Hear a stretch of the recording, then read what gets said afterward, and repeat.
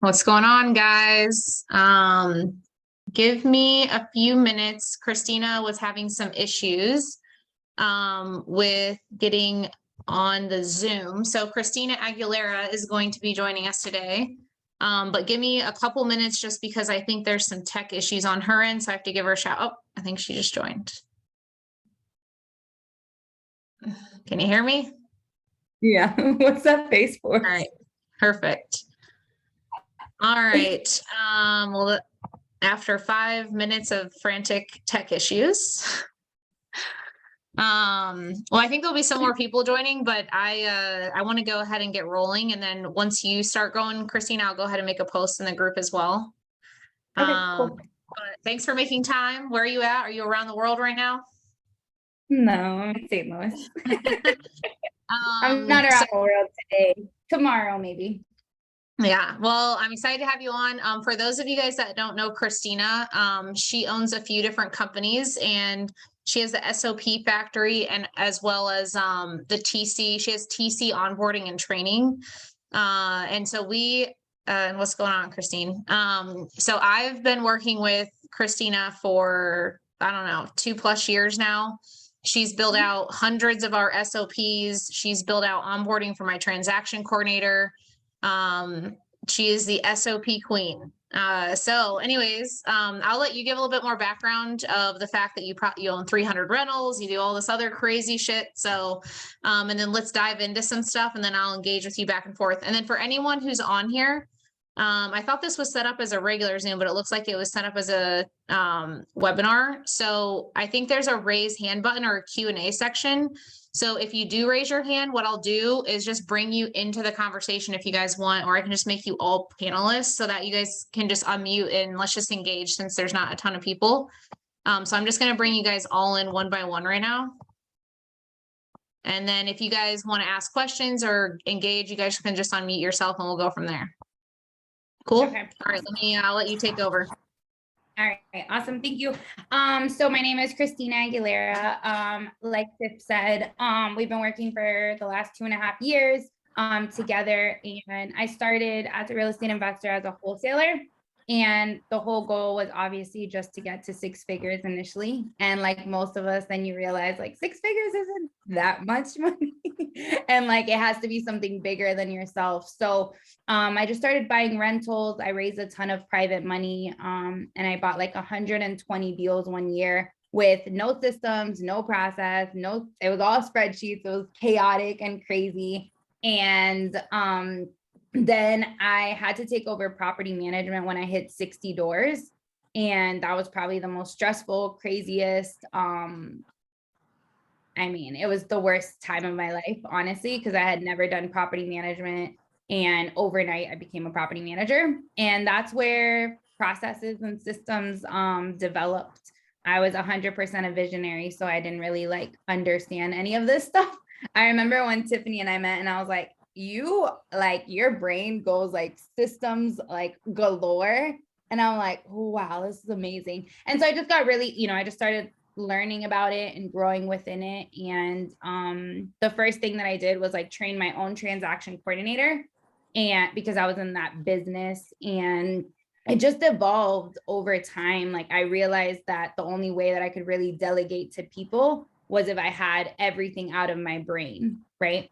And transaction coordinating is like one of the pieces of the business where Tiffany and I always talk about it, but like leads, like that's where deals go to die. If you don't have like someone strong in that seat, all your marketing spend, all your training, everything like comes to a halt at that point because there's so many deadlines and so many things. So we developed the Investors TC, which was training for transaction coordinators, COOs, all kinds of different people within a wholesaling or flipping company that could really get the foundational knowledge that us as entrepreneurs don't really know how to like explain very well. So yeah, that's literally what happened over time. We've trained over 105 transaction coordinators for some of the biggest wholesalers, flippers, rehabbers, developers in the country, built out their SOPs. And it's just my passion and my impact project. I think that real estate investors, like Tiffany and I, like we just want to do everything ourselves, and then we realize that we can't, or there's a capacity issue, right? One person can only do so much. So yeah, just leveraging people and their really, really good skill set. Like some people really like checklists and workflows, not 100% my thing, but they're necessary, right? So yeah, that's what it's kind of evolved to over time. And I self-manage all my rentals. We're sitting at 240. I sold some of my properties. So 240 self-manage. We manage all of our construction in-house with a field manager. All of this is obviously because of processes and systems. So do you still have all your rentals right now? I know that you were considering selling at one point. Yeah, so I sold like 60 of them, but I'm sitting at like 240 right now. Yeah. And so tell me what the difference between SOP factory and the TC training is. Yeah. So I mean, the SOP factory is just like everything. The TC training is just one of the products that we sell at the SOP factory. So it is Copyright collections. It's just the training portion. So some of our clients want like a full done for you service, which is where we document all their processes and everything, get everything out of the owner's brain of, because, you know, at the end of the day, like a TC is handling novations and they're handling flips and they're handling wholesale deals. So no transaction is the same. So our done for you service is building everything out, and the TC training is just our TC training, which goes over how to read leases, how to audit contracts, the flow of a transaction, how to balance with the title company, speak with sellers, buyers from the transaction coordinator perspective, not really like selling anything, but how to handle rebuttals as well. Yeah. Wait, is my thing working? Sorry. You're on. So do you, let me make sure I have everyone in here. I saw some people. For everyone that's watching, do you guys have, or you can put it in the chat or just unmute yourself. Do you guys have transaction coordinators right now? Anyone want to answer? No. No, Robin said no. I didn't know if you had a presentation or not. Are you talk through like in-person versus virtual in that role? Yeah, for sure. I think it really depends. So like obviously within your organization, your TC is more like an operations coordinator. So she's cross-trained in 2 departments. I have a virtual assistant that's my transaction coordinator. So it doesn't really necessarily matter per se if you're going to have someone in-house in an office or you are going to have someone virtual. I think really it's the foundational knowledge, right, that needs to be set there, and like a good understanding of the flow of a transaction, the expectations of that role. And that's exactly what the TC training does, right? The TC training, regardless if you're ready to delegate it, maybe you're not at the lead flow capacity, or you don't have enough deals, and maybe you don't want to hire someone on to do TC full time. Having that process in place, which is like your workflow sheets and like the scripts and how, you know, the title company order email, how you're communicating with the title company, all the information that you're giving to them up front is super duper important. I remember, Tiff, when we were auditing like your initial contracts when we first started working together, and we were like going through your audits. And that was one thing that a lot of people don't do, right? What you're teaching now. But the initial audit of the contract after the sales team goes under contract is so important, because salespeople are salespeople. Like we need to let them do salespeople things, which is sell, you know, like they're just trying to buy houses, and sometimes there's room for error when that happens. So your TC or whoever's sitting in the seat is really accountable to make sure that the acquisition team didn't oversee something, didn't miss an initial, that the communication's there throughout the rest of the transaction. Says, what type of script do you need for TC? So there's a few scripts, but guys, one thing we recently changed, which has been a massive impact, and I'll just say it out loud to you as if I'm on the phone with a seller. So when our transaction coordinator now talks to a seller for the seller intro call, it sounds like this. Hey, this is Tiffany. I'm the transaction coordinator for Heels Homes. I'm here to hold your hand from now until close. How are you doing today? A little bit of rapport building. Well, I just wanted to walk you through the process. In the meantime, we just recently created a credibility packet for our TC. I'm going to email this to you just so you can save it. It has all of our contact information, exactly how the process works, etc. Also, if you could save my phone number in your phone. Do you prefer to be emailed, called, or texted? And then if they'll say one or the other, she'll walk them through, hey, at least once a week, I'll stay in touch, if not more. Do you prefer I call, text, or email you? And if they say call, just say no problem. I'll probably always summarize our call in a text just for your records. And then now let me walk you through the inspection process. Now, the way that this works is someone from my team comes out and gets 100 plus photos, and they fill out a one-page report just telling us anything that we need to account for doing work on the property. Then we have a second walkthrough where our general contractor comes in and completes a scope of work. A lot of people ask us, why are they two separate walkthroughs? Good question. Ever since COVID hit, and then we do a little chuckle, unfortunately, all of the general contractors in this area have a labor shortage. So they are now requiring that we come more prepared so that when they have to go, they can get in and get out. And so what they do is they take our information, they already know what they have to go look for, they go build a scope of work, and then the only time we need a third walkthrough is if they point out, hey, there's an inch crack in the basement or 3 layers of shingles. And then unfortunately, or I wouldn't say unfortunately, it makes it sound negative.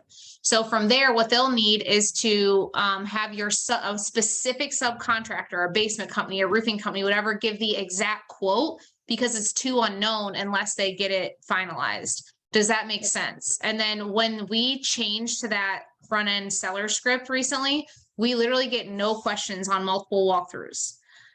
So if there's one thing to just make sure you guys are setting expectations up front of walking through the process. And then I can show you guys, I got to find it, but I had it up. Actually, I had your script up. Okay. Is that the one you were looking for?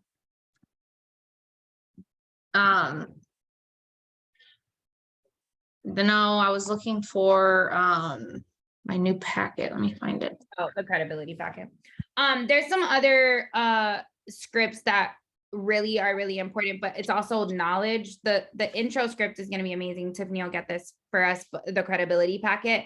But I think it's also just understanding how to navigate a transaction, right? So with a tenant occupied property, right, you have to do what's called a tenant checklist, and you have a tenant audit, right? So there's a lease, and there's certain things that need to be reviewed in order for us to actually be on track for closing, right? A lot of wholesalers, what happens is that they get these documents 3 days before closing because there's nothing in their contract that states that the seller needs to give that to you before. So one of the things that I'm really, really passionate about is, if it is an occupied property, to make sure that you're adding a clause in your contract that says that the seller needs to provide you with, rent rolls, leases, applications within 3 days of signing. So that way you're still within your inspection period. And another thing that I always add on there is the rent amount that they have claimed. Okay. So it'll just say seller to provide rent rolls, or buyer with rent rolls, leases, application within 3 business days, showing $925 monthly rent, right? Now, what that does is it puts a timeline on them. It says exactly what you need. And then the other thing that it does is it gives you an amount. So if that lease comes back and it's actually for $750, we clearly stated in our contract that it was supposed to be for $925 or $950. And that's grounds for renegotiation, because that's how we analyze the deal, right? So little things like that. It's not just always scripts. The intro script is super duper important, but it's also like all the milestones that happen within the transaction, and that the TC knows how to handle those things. Yeah, let me show you guys a packet that I recently did. Okay. So I just got this done. So she sends this while she's on the seller intro call. She already has their email. Keep that in mind, because the contract was signed in DocuSign. So she's already got the email template where it's like, hey, sending over, I forget what it says, but she'll say, hey, while we're on the call, I just want you to know I just sent it over, just so you can keep it for your records. It has how the closing process works, who is she, what's her phone number or email cell, the inspection process description, the closing process, etc. The whole point of why we do this is just because how many of you guys have ran into a situation where someone wants to back out or they hesitate or whatever? So now we have a seller credibility packet that the sales guys send on every single process call. That's that times 20 pages because it's way bigger. And then when you get to the TC, we're just showing so much more professionalism that sellers no longer are hesitating against, are we a scam or are they making the right decision? They feel like they're getting their hand held by a very professional company. And then if you go to our social media, you'll see that we recently, if you go to Heels Homes on Instagram, let me make sure they're doing their job because I heard there was a break in times they were posting. You'll see like where we recently started posting professional stuff. Like just recently, we just had a company take this over with Mohammed. And so Brittany also and our sales team are guiding them. Hey, check us out on Facebook and Instagram while you're at it. And then they're just going to see very professional things go out. Yeah. Yep. I mean, and I think it goes back to very similar to the sales process where we're setting expectations up front, right? So you guys teach that amazingly in the acquisitions training, and it's all about setting expectations up front. So if you set the expectation and you have that conversation of how things are going to happen within the process, and make sure that you guys actually have a process in place. Because that's the other problem. If you don't actually have a process in place, then you're gonna have resistance because your TC or yourself can't be consistent enough throughout the process. But yeah, I think just setting expectations up front is just super duper important, especially after we've gone under contract, to make sure that you're having that conversation within, a couple hours, if it's the same day, or first thing in the morning, then the following day, which is basically the expectation that we have for the TCs. Yep. Tiff, I'm going to just show really quick the work file, just so we can kind of go over a couple things. But the biggest thing is putting processes in place, right? It's the same thing we do on the acquisition sales side, and it's super duper important to have consistency on the TC side. So what we do is we create a checklist, a work file. It's part of our TC training, where the TC can actually itemize the items. And I know we talked about the seller intro call and stuff. So all these things are linked directly in here. The title company order email, the conversation that needs to happen, all that stuff is literally just documented. If the property's leased, what kind of documents need to come in, and then are these things, inspection period, earnest money reminders, inspection confirmations. So this is just a workflow of things that sometimes if you're in the seat and you're operating the business, we just do it because we know how to do it. But when we're training this position or delegating it, it's very, very, very important that we are giving them all the tools and all the resources that they need to be successful, right?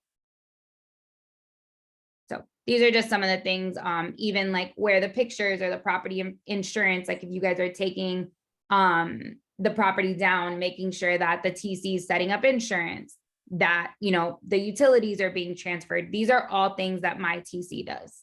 I don't really do anything but look at the closing statement when it's ready for me to sign. But I think just having that process in place is just really, really important, so that you can kind of step away from this and focus on increasing marketing, supporting the sales team, and just really being in the leadership role, is getting this off of your plate. Yeah. Tiff, any questions? Nope. So guys, if you're thinking about getting a TC soon and you don't have one, do you guys still recruit them virtually? Yeah. Mm-hmm. Yeah. So I highly recommend getting with Kristina on either one of two things. You either get your processes built out before you hire them, because I have horror stories of, how many people did I have? 3 in a row of horror stories of TCs. I had 3 TCs in a row over the years until I brought in Kristina. And essentially I called her crying 3 times in a row. And I was like, how am I continuing to fail this role? Because I would get someone in. One, I was attracting the wrong person. I wasn't bringing in the right talent. I didn't have the system set up that was the best way to support a TC. And then 3, I wasn't onboarding them very well. And you all know that I'm onboarding crazy. And so we brought in Kristina, and she built out almost, I think it was like, 5 days of basic onboarding where you're not even getting in files. You're just learning the overall concept of the industry and inspection process, the flow of files. And then the next week was an onboarding internal where she built out like a 35-page manual, and then I worked with them hand in hand, and it's been a game changer. Like, I have not been involved in transactions in over, I don't know how long it's been now, year or A year two. and a half. Yeah. I don't even attend the meetings anymore. I don't know the addresses I own. I don't even fucking know what I'm flipping anymore. Like, I don't even know, like, it's so streamlined now and so in control by our operations coordinator. And it really stemmed from having the right onboarding. If I would have onboarded her like I did the previous people and then had the lack of systems, like, it would have never gone this smooth. So I think that what you're, oh, sorry. Go ahead. Sorry. Go ahead. No, I was just gonna say, I think what you were saying was like that. So like the fundamentals is, it's almost built the same way you guys do on the acquisition side. And I think that's like where we missed it. The 2 or 3 prior people was like, we onboard the TC now the same way we do acquisitions, right? That 5 days of fundamentals before you even touch the phones, before you even look at a file, set the groundwork, right? Like on the acquisition side, we're looking at psychology of acquisitions and psychology of sales and how to speak about this. And in TC, it's very similar, right? But you're doing like, what are the major milestones on a contract? What actually triggers the next step in this situation? If it's a probate situation, what do I have to do? And like, I think that sometimes, most of the time, the operator doesn't even know, right? The operator doesn't even know, or the owner of the company. So it's very, very hard because we say, well, it depends. It depends on this or it depends on that. And really, it doesn't really depend on too many things. We just need to give them the information so that they can make these decisions. Or you need the information so that you can support that person as well. Okay. Has anyone got questions that they want to pop in and ask? I see Marissa's on here. Marissa, are you active? Active. What's going on? Alive here. RTC's a badass. We're kind of, she handles everything. So I don't know if I have much to weigh in on. You are the TC, aren't you? No, absolutely not. Oh, I don't have the I thought you patience were. for that. Yeah. Yeah. Lauren, Who else is on? we have ours set up kind of how you have yours. So like Lauren oversees TC and project management. We kind of molded to y'all's structure. Yeah. How is she doing with that? Amazing. I can't tell you how much money we save from thinking we needed a project management, and she was sitting here in the office the entire time. Yeah. I think so. What allowed my TC to have the time to do that was when I completely revamped Podio. Because in the past, what that role was doing was like writing everything on paper and chasing stuff down and not knowing where things were. And then once we adapted Podio, what happened was Brittany was like twiddling her thumbs in the office and was done by like noon every day. And we're like, okay, well, we're going to fill you with work then. And so we started having her take over all management of, and now she's still done by freaking 3 o'clock every day, I feel like. So it's all about the system and the process to support the role. And when it's put in place the right way, then you can hold them accountable in a fashion that doesn't create conflict, because the way I used to hold it accountable created a lot of conflict between me and the role. Because it wasn't transparent of like where things were in the process. So I was just chasing things down and I would get frustrated and pissed off, and it created friction between me and the role. So we don't have that anymore. And I think going back to like the views, and it's very similar to how, we have it on the acquisition side, but that the views and how we manage, not giving them a ton of tasks, right? Same thing on the sales side. Like it's the same exact process. We just make it bulletproof for the TC. And so just making sure that TC can clearly see what follow-ups they have to do today, what title company follow-ups they have to do tomorrow. These were all things that like we realized were an issue over and over again. So then we're like, all right, let's just let the system help us, right?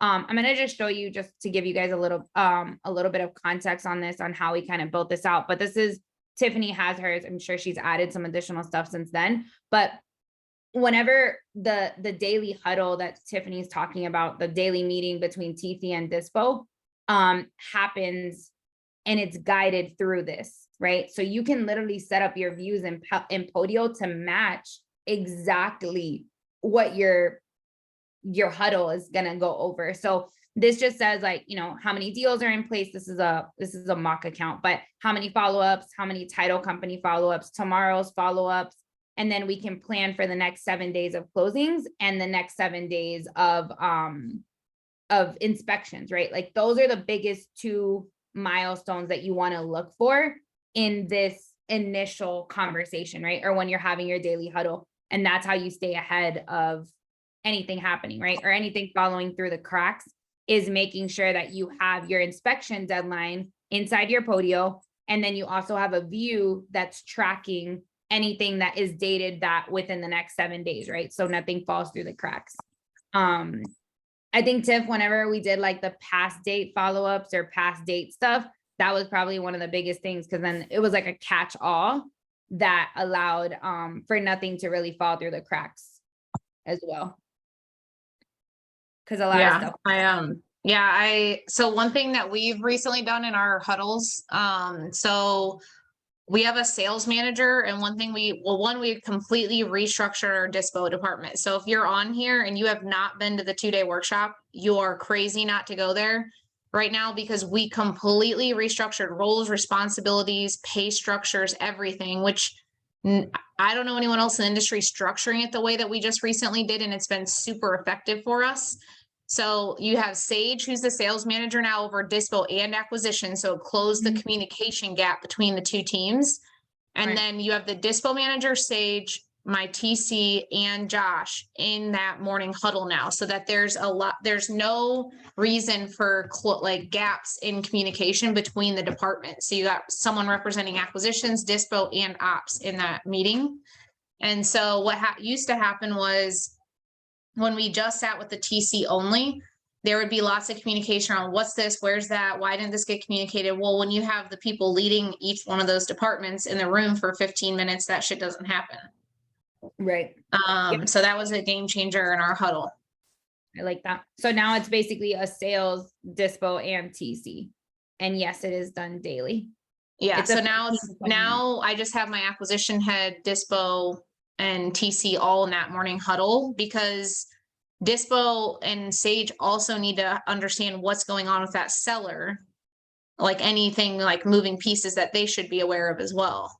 Yep. And then Sage being in there, he oversees dispo and acquisition, so he can close the gap on like some sellers acting a certain way or something's happening, or like he already knows the story behind everything, each contract. So he has a like say in, oh, well, that seller I knew was doing this, this, and this, that's why. Like, yep. So there's just no communication gaps in our company right now, which has been awesome. So we've really like streamlined meeting rhythms, roles and responsibilities, changed Sage from overseeing both versus keeping them segregated. So Marissa, we do this daily. And so Mondays takes like 45 minutes, because we go over not only do we go over every transaction on Monday, but Brittany's also updating everyone on the room on construction. So she's like, this is where we're at. This is what we're doing. Now the rest of the week, we don't do that. She just manages that herself. But then Tuesday, Wednesday, Thursday, Friday, they're like 15 minutes max, because they're only going over priorities and new deals at that point. Yep. Yeah, it's just an agenda. So it's new deals, and then just anything from the day before, so we can like talk about that. And then I still make sure we checkpoint on anything closing in the next 7 days and inspection in the next 7 days on a daily basis. That way, like if we need to go renegotiate or we need to get a price reduction, dispo can fill us in on like any of those progress points, like at that point. And then I just wanted to talk about TC, like as far as like the Podio stuff. So The biggest thing is that the TC is actually managing 4 major deadlines. So they're managing the inspection status, the title status, the dispo status, and lending status, right? So whether the lending status is the other, the buyer has a lender, or we're raising money internally, or we don't need to raise anything. Those are the 4 major things that TC is like making sure is done, right? The inspections, title, like the title's clear, that we're good to go, closing documents, all that stuff. Dispo, holding dispo accountable. Is it assigned? Is it not? Where are we at with that? And then also on lending, right? So those are the 4 main things that the TC should be basically held accountable for on every single transaction. And your Yeah, system, and then your system for should, anyone who's in here that doesn't know how our new Podio transaction space looks like, we typically try to, if we have extra time in the virtual group, we cover that. And I think most of you in here have been in the virtual group. If you haven't, just let me know and I'll throw it in the chat. Because in the virtual group, we cover all of our marketing, data management systems. And when I say systems, like how our seller lead flows, our transaction, our dispo apps, exactly how everyone is functioning and communicating in the system. And then we go over the whole new dispo restructure, our acquisition scripts and everything like that. So if you have not been in the virtual group, which I think most people have if you're on here, but if you haven't, I will put it in the thing because our next live session starts next month. And you're all lucky because we actually just took the price down to $297. It used to be $1,000. what? Yep. And they still get access to the drive and stuff? Yep. I know everyone says I'm crazy, but yeah, I mean, the virtual group is like a key component that I feel like, and if you're in here and you've been on it, you'll know that like most people will charge 10 grand for what we cover in the virtual group. So let me put it in the thing if you haven't for any reason. But I go over literally like click by click every piece of the dispo platform, the TC platform, and the seller lead, just so you know how this is all functioning. Because that in of itself closed the gap of communication within my team. Like there's no one writing sticky notes, whiteboards, or any of that shit anymore in my office. It is all going into the system so that no matter where the hell anyone's at in the world, like it's all streamlined communication. And it doesn't matter if you have Salesforce or whatever, it's just more important that you learn like the sections that we've added, because and almost any platform you can add similar sections. And just like the flow of the content or the flow of like what I built in Podio can be built in any of those platforms. And Kristina was a big piece of what we changed in Podio. And like at the end of the day, guys, like that's just one component. Like that's just to close the gap on communication between the company and that role. The onboarding piece of the TC is critical. And the lesson I learned when I worked with Kristina was, again, I kept skipping those 3 people in a row, which they're all horror stories. So I don't want to get into them, but all of those, I don't know if I would have saved them because I don't think I put the skill set in the role in the seat, but I also failed them by not training them on the fundamentals when they first started. I just threw them right into the files and told them to shadow me, which is the fucking opposite of what I preach about acquisitions and dispo. And so I knew, like, smack of reality, looking in the mirror, like, what am I doing? I don't have a very good onboarding built for TC. And that's really Kristina's specialty. So I brought her physically in and she built out all of our processes. But I will say, if you are not going to use, even if you are going to use them for construction, I still think it can be virtual. The reality is my ops person is managing everything in my company virtually, even though she's physically here. So I still think with the right talent and skill set overseas, you can get it overseas. Now, don't be thinking you're going to get it for $5 an hour. I think you have to get a way more sophisticated virtual assistant for something like that. And I don't know what Kristina's opinion is, but I think like you want someone really freaking good, you're looking at like 12 to 15 bucks an hour, which is way cheaper than bringing them in the office. And that's like super high talent overseas. Usually it's like 1,100 plus bonuses. So you're looking at like 8 virtual if you're going Philippines. But I mean, obviously you can ramp that up. The better, the more you pay, the more loyal people are going to be, the more people are going to be bought into your vision, right? Yep. And I think that what changed the game for me this year was when I took a different approach to recruiting virtual people this year, and I started paying them more money. And I started starting with that. So when we went to recruit people, like we put ads out now for 10, 12, 14 bucks an hour. The talent pool now that we're getting is way more sophisticated. And it's way cheaper and less riskier or less whatever.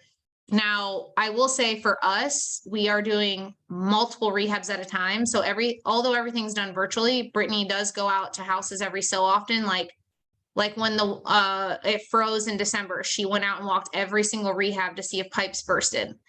But at the end of the day, guys, every freaking city has boots on the ground. So like there's several people here that we pay 40 bucks for an errand or runner. So like you could still streamline all of that and just get into boots on the ground runner that can go do that kind of stuff. Like it's very normal to do that. So I think that if I ever lost Brittany, like I would hands down, I'll be taking it virtual. Yeah.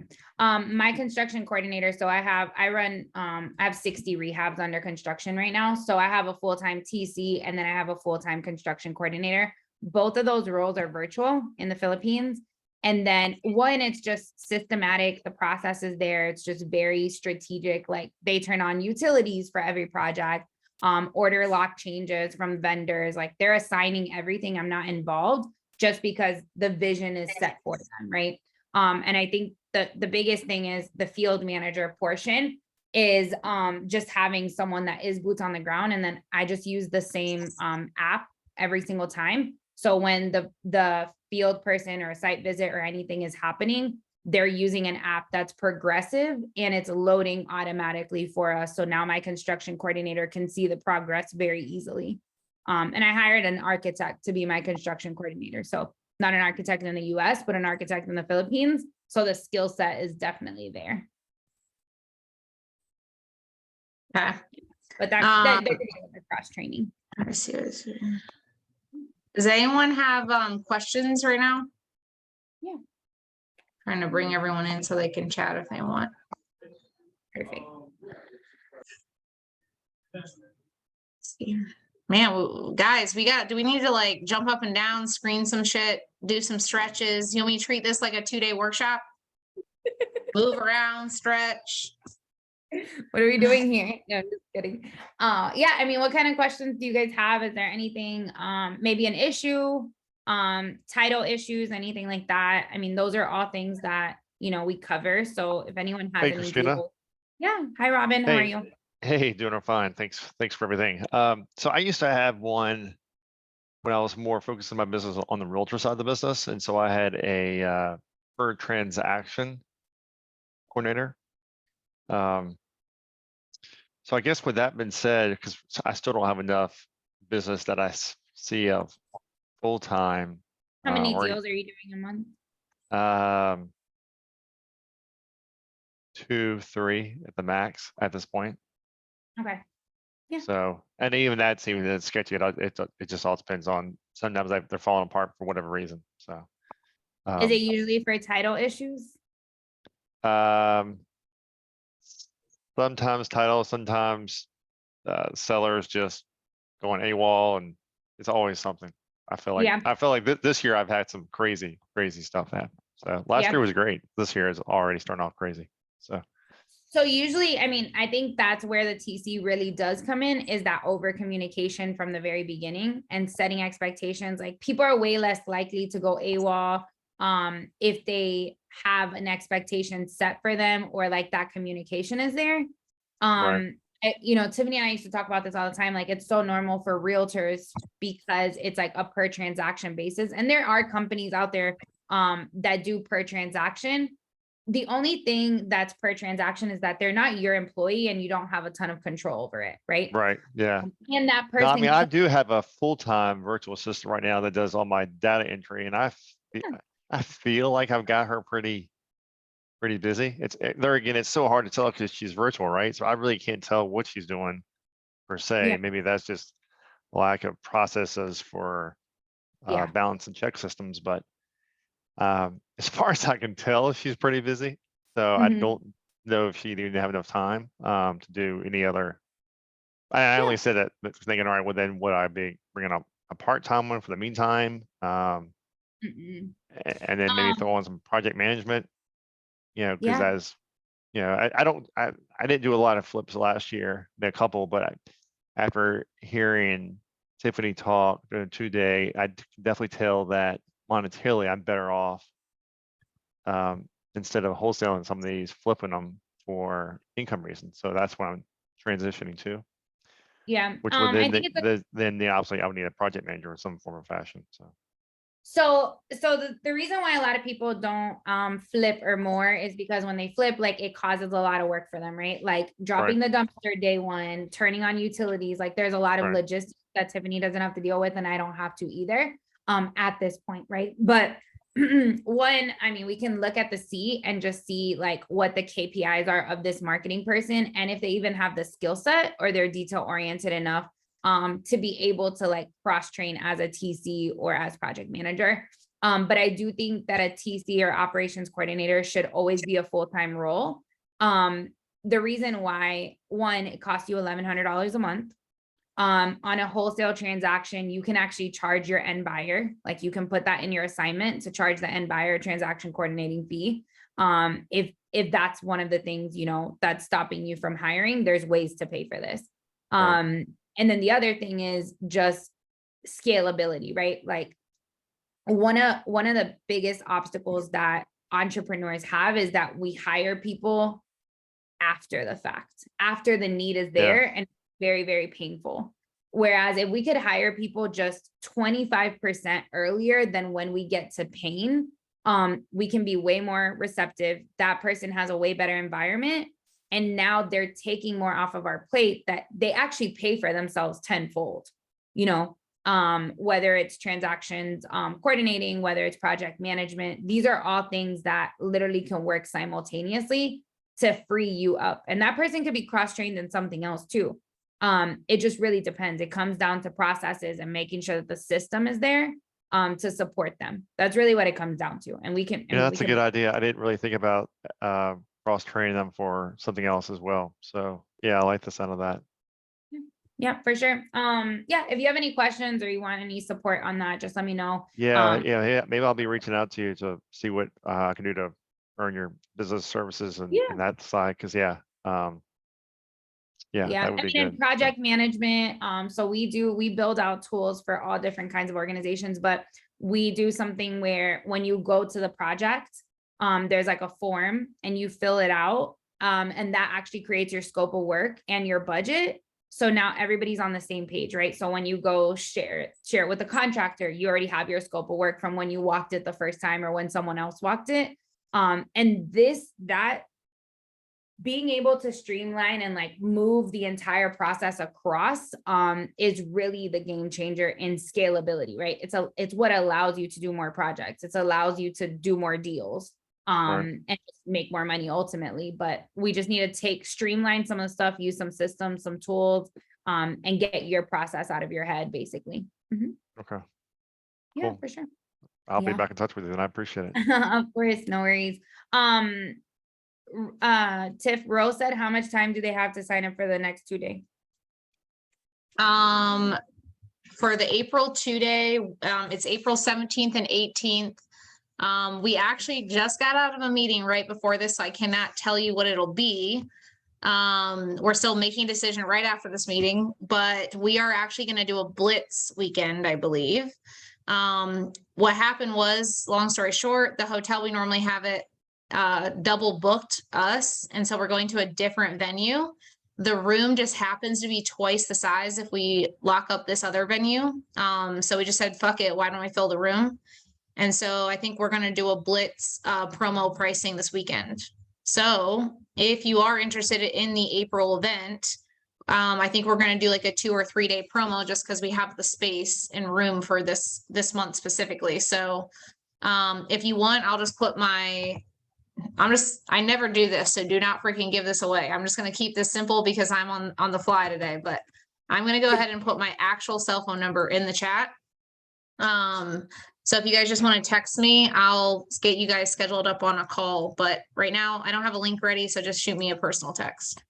Now, there's not enough people on here won't bombard me, so. It's not recorded. I know. Mara, I know you said, thanks for dropping the nugget of having the runner. I'm not sure if there's going to be a recording for this, but if you have any questions about implementing that or like what kind of instructions, you can just unmute yourself really quick so we can answer that for you. Maybe. Hey, Kristina. Hey No, guys, well, sorry. Sorry, I had to Alright. unmute. No, what it is that, and it's key things that you mentioned, get that process out of your head. So from everything's in my head. And so try different implementations or renovations by using companies and all, but I end up usually having to fix the problem issues no matter what it is. So the good thing is that one of the things is the runner, have someone else, instead of hiring someone to just check out property, just hire on a, one-off basis, someone to check to see, the status of the property. But most importantly, Kristina, is to find out, how can I have a call with you to find it out, but also to, including also with the small group program too, because I do need to get out of my way and train the team. I have to get out of my way. Yeah, I'll if you want, we can if you want, just shoot me a text. Sure. And we can jump on a call and walk through all that. Yeah.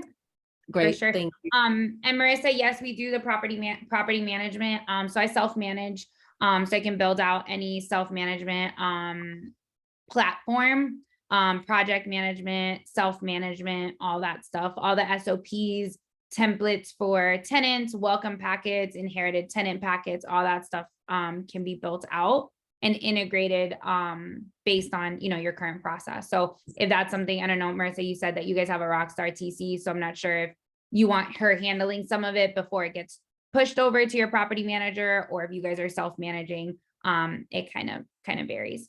But yeah, as far as, working together, I mean, there's a lot of synergy. One of the biggest things is if your business is sustainable, I love working with Tiffany's students just because the business is sustainable. I'm not a coach, I'm not a mentor. I'm not here to hold you accountable. I'm just being honest with you. I become a fractional COO, right? So I go in, I build the systems, make your life easier, make it to where you're more efficient, scalable. But really the marketing and having the sale, that driver in place, is really what allows you to go to the next level. I do want to mention something, because a lot of times when people are getting, just scaling in this business, is that they'll go out and hire someone that's the same as them, right? And that's the opposite here, right? So if you hire a transaction coordinator, you bring this on, or you bring on a fractional COO to build these things out for you, this is the opposite of who you are, right? So it's gonna fill a really, really big gap in your organization. If you're really, really good at sales, if you go hire 10 salespeople, you're going to have 10 salespeople on the phone that are giving you deals. You need a TC, you need someone in operations that's going to have a streamlined process. There's just no way around it. So the more you scale marketing, the more you scale your sales team, you're going to have more bottlenecks in your operations, or you're going to be pulled into that role because your team is very trained. Your team's trained and they have a sales coach that they go to for everything. So just to give you kind of some background, is you can do it both ways, right? And so, yeah, I would love to talk to you guys if you guys have any questions. Marissa, if you want to build out that property management, just feel free to, I'll drop my number as well. Marissa, are you self-managing? Hell no, and I don't want to, but we're paying a lot of fee to our property management. So how many do you have again? I think 91. Yeah. So we're ultimately going to have to bring it in this year. Yeah, it's that break even. That 75 is where you break even. 75 is usually that number. I just don't want to build it out. What do you mean 75? So 75 is 75 doors. like when you do the math on it, that's like where you can operate at like break even. So anything above that, you're paying more than like what you would actually get. As opposed So you're to saying like, you're saying if you have more than 75 to bring it in-house or no? well, it depends if you want to manage it yourself or not. But yeah, 75 is where I would bring it in-house. Like that's if you can build a team, it's usually like where you break even at. Anything before that, it's just, I don't think like a lot of times people have like 5 and they're self-managing. But if you don't want to self-manage, like the cost of 8% or 10% isn't that much. But once you get to like 60, 75, you see the number, and like you can literally have 2 virtual people run your entire operations and then assign maintenance to vendors, and cost control way more. You can't cost control when you outsource your property management, unfortunately. It's just not something you can do. You just can't cost control as much. And your tenants aren't as happy usually because the lead time of, let's say you have a $500 repair. If you have something on your property management account that they can't spend more than that, now they need approval before they can do anything. So your tenant satisfaction goes down too, because there's just like too many barriers between communication. Usually. Cool. All right, guys, I have a team bonding event and a meeting right now. So our whole team's going to Awesome. happy hour. Nice. And then I saw a couple questions on here. For the one that said that you're a little bit newer, I highly recommend you join the virtual group training. It's only $297 and it's going to give you all of the baseline foundation of like understanding the systems, data, like how to set your budget for marketing, how to make better decisions on it, the sales script process, so you don't screw up the calls. Like that's really where you should start, in my opinion. So it's the link I posted up there, and you're welcome to shoot me a text if you didn't, and I can put you in touch with my team too. So yeah, it's amazing. Virtual group is like, I don't know. I feel like it's like the Hey, the Kristina, best- what's the best way to certainly reach out to you as well? Yeah, I put my number in there. You could just text me really Okay. quick. It's 314-707-1163, and then Okay. I'll send you over the form and Cool, everything. Yeah, thanks. would love to work with you. Thank you guys so much. Thanks, Tiff, for having me. all Have right, fun see on you guys. I'll see you guys later. Bye. Peace.